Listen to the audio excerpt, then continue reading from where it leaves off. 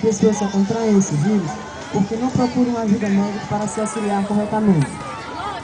Olha só, o Marcos e o Roberto bem-vindos. Vamos pedir suas opiniões sobre esse assunto? Vamos!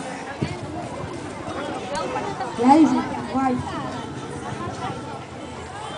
Ainda há pouco, Marcelo e eu estávamos conversando sobre a E AIDS. queríamos suas opiniões. Como assim?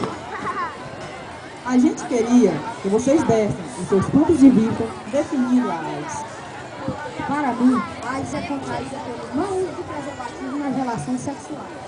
Muitas vezes as pessoas contraem o vírus HIV e por falta de cuidado acabam pegando a AIDS.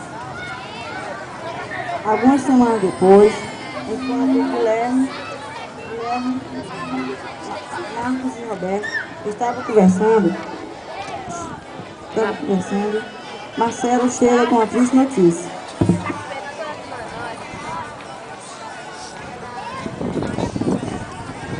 Gente, não sei como lhes dizer.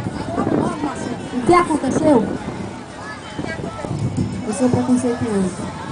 Por isso, escolhi de vocês uma doença que ainda não tem cura. Eu Enxaqueca sou tá soro apertando positivo já. e tenho AIDS. Como é que é? Por que você não nos contou? Somos seus amigos. Mas me desculpe, gente.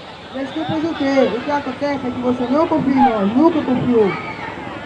Calma, gente. O Marcelo não tem culpa. Vamos, Marcelo. Responda as consequências que essa doença pode trazer.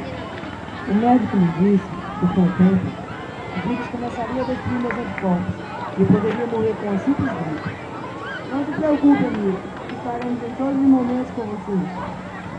É, amigo, e nos perdoe por termos sido tão ruins.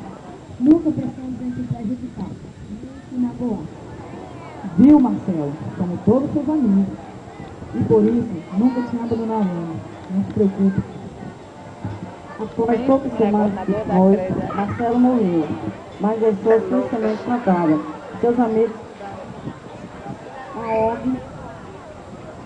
uma ONG que era especializada em tratamento de AIDS, que ajudou várias pessoas a sair do mundo das drogas.